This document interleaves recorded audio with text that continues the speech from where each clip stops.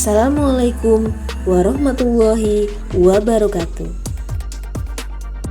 Dengan saya Penny Patriani SPTMP dari Program Studi Peternakan Fakultas Pertanian Universitas Sumatera Utara.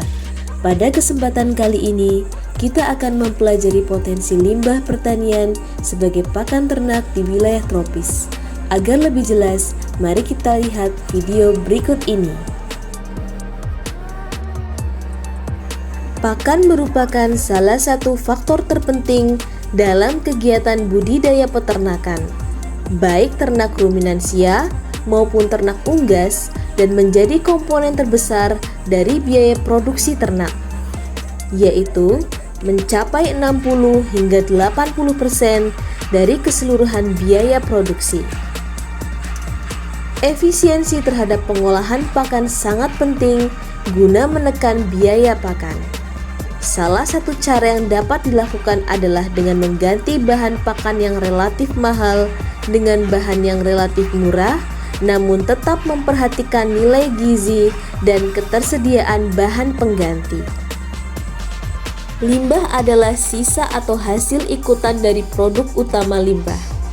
Limbah pertanian adalah bagian tanaman pertanian di atas tanah atau bagian pucuk batang yang tersisa setelah dipanen atau diambil hasil utamanya dan merupakan pakan alternatif yang digunakan sebagai pakan ternak.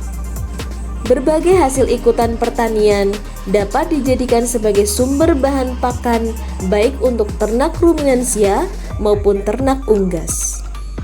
Sumber limbah pertanian diperoleh dari komoditas tanaman pangan dan ketersediaannya dipengaruhi oleh pola tanam dan luas areal panen dari tanaman pangan di suatu wilayah. Jenis limbah pertanian sebagai sumber pakan antara lain limbah dari tanaman padi, tanaman jagung, tanaman kedelai, tanaman kacang tanah, tanaman ubi jalar, dan masih banyak lagi.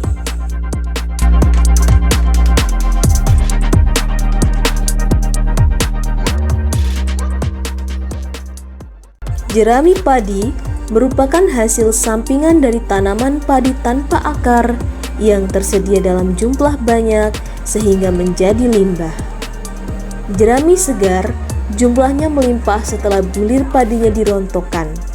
Biasanya ditumpuk di tengah petakan sawah atau di pinggir pematang sawah dan dibiarkan membusuk serta mengering atau dibakar oleh petani jika tidak dimanfaatkan. Berdasarkan hasil survei KSA yang dilakukan oleh BPS melaporkan bahwa pada tahun 2021 luas panen padi mencapai sekitar 10,41 juta hektar. Sementara itu, produksi padi pada tahun 2021 diperkirakan sebesar 31,36 juta ton.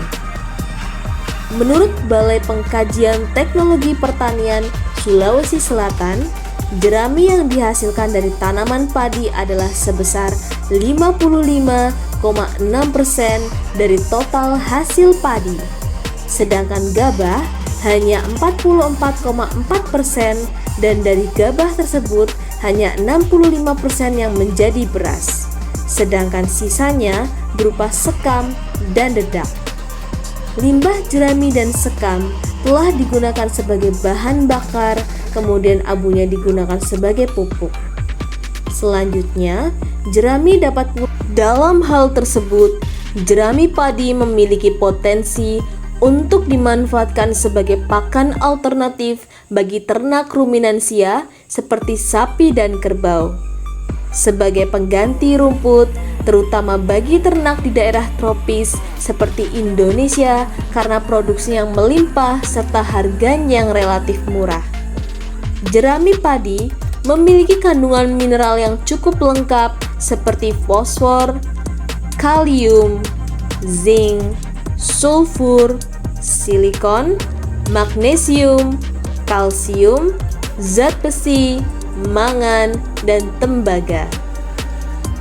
Namun, Jerami padi mempunyai karakteristik lain seperti memiliki kandungan energi dan protein kasar yang rendah, yaitu sekitar 4,6%, serta memiliki kandungan serat kasar seperti selulosa, hemiselulosa, lignin, dan silika yang tinggi, menjadikan jerami sebagai bahan pakan yang memiliki tingkat kecernaan rendah dan sebaiknya diberikan pengolahan terlebih dahulu sebelum diberikan kepada ternak, seperti melalui proses amoniasi ataupun fermentasi jerami.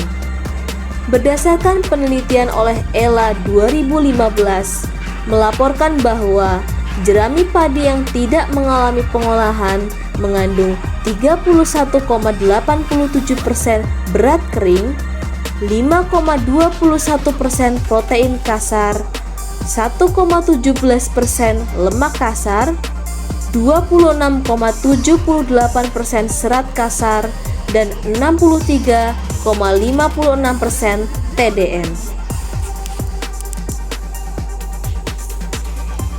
Hampir seluruh bagian tanaman jagung atau Zea mays dapat dijadikan bahan pakan sebagai alternatif pengurangan dalam penggunaan hijauan pakan ternak unggul. Di Indonesia sendiri, produksi jagung sangatlah melimpah, yaitu mencapai 19,6 juta ton per tahun. Sehingga menempatkan jagung sebagai tanaman yang berpotensi dalam menghasilkan sumber pakan berkualitas bagi ternak. Bagian limbah jagung yang bisa dijadikan pakan ternak disebut tebon. Tebon adalah seluruh bagian tanaman jagung, termasuk batang, daun, dan buah jagung muda yang berumur 45 hingga 65 hari. Limbah sisa hasil pemanenan kebun jagung seperti jerami, tongkol atau bonggol, dan daun pembungkus bonggol jagung juga dapat dimanfaatkan sebagai pakan ternak berkualitas yang murah dan melimpah. Menurut Preston 2006, kandungan jerami jagung terdiri dari 80% bahan kering, 67% TDN, 9% protein kasar, 25% serat kasar, 2,4% lemak kasar, 0,5% kalsium, 0,25% fosfor, dan 0,9% kalium. Kendala utama pemanfaatan jerami sebagai pakan adalah tingginya kadar lignoselulosa yang menyebabkan berkurangnya intensitas dan laju pencernaan di samping kadar protein yang rendah. Sebelum diberikan kepada ternak, limbah tanaman jagung sebaiknya diolah terlebih dahulu dengan teknologi pengolahan pakan ternak. Teknologi tersebut mampu membuat limbah menjadi berkualitas dan bisa disimpan dalam jangka waktu yang lama tanpa merusak kandungan nutrien yang tersedia. Ada beberapa teknologi pengolahan pakan seperti hay, silase, fermentasi, dan amoniasi, di mana menurut hasil penelitian Ahmad et al. 2018, kandungan protein kasar jerami jagung yang telah difermentasi selama 30 hari dengan penambahan 0,6% urea dan 6% tetes terjadi peningkatan dari 5,4% menjadi 9,01%.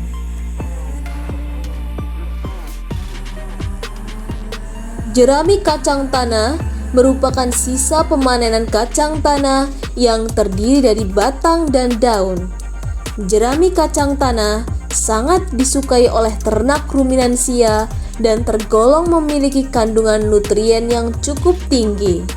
Kandungan nutrien jerami kacang tanah segar meliputi 26,9% bahan kering, 17,5% protein kasar, 20,1% serat kasar, 8,6% abu, 2,2% lemak kasar, dan 52,6% BETN.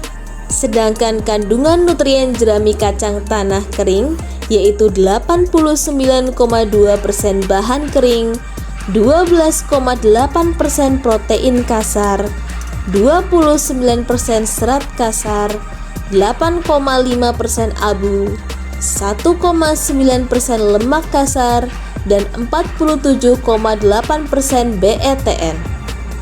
Proporsi kulit pada buah kacang yaitu 20 hingga 30%.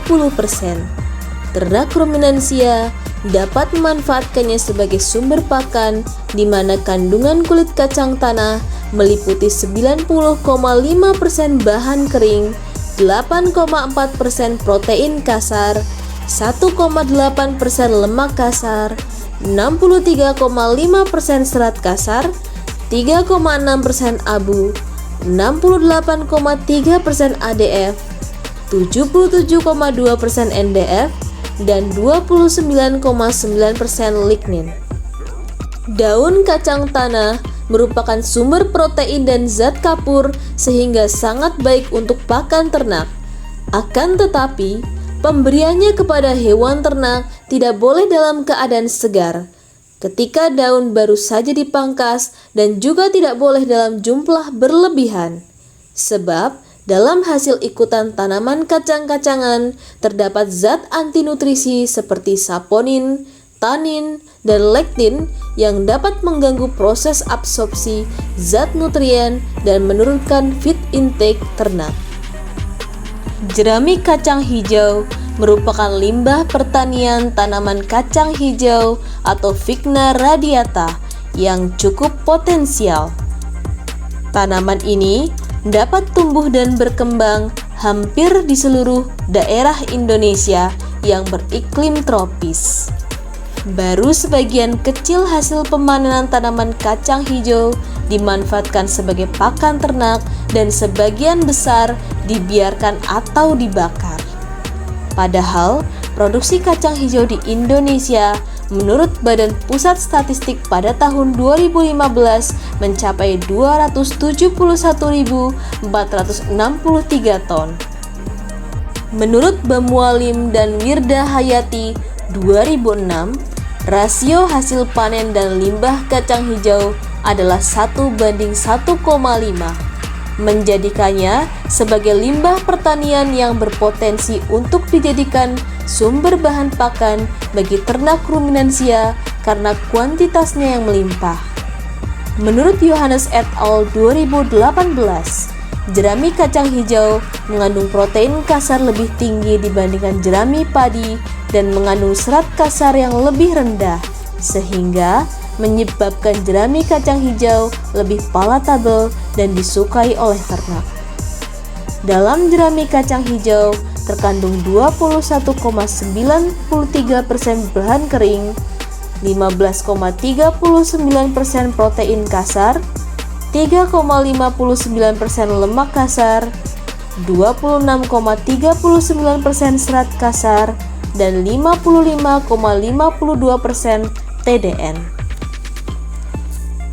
Ubi jalar atau Ipomia batatas adalah tanaman tahunan komoditas pangan yang dapat tumbuh dengan baik di daerah tropis maupun subtropis, serta dapat ditanam pada jenis tanah lempung berpasir dengan kandungan bahan organik yang rendah, curah hujan rendah, dan temperatur tinggi. Tanaman ini di beberapa negara umumnya ditanam oleh petani kecil bersama dengan sistem usaha tani lainnya sebagai sumber pendapatan. Ubi jalar merupakan salah satu tanaman palawija penting di Indonesia. Namun, potensi limbah pertaniannya belum dikembangkan secara optimal sebagai pakan ternak. Dalam setahun, produksi ubi jalar di Indonesia dapat mencapai 2,3 juta ton. Sedangkan dalam daun ubi jalar mengandung 23,91% bahan kering, 12,17% serat kasar, 4,34% lemak kasar, dan 12,92% protein kasar. Demikianlah pembelajaran kita tentang potensi limbah pertanian sebagai pakan ternak di wilayah tropis. Terima kasih. Wassalamualaikum warahmatullahi wabarakatuh.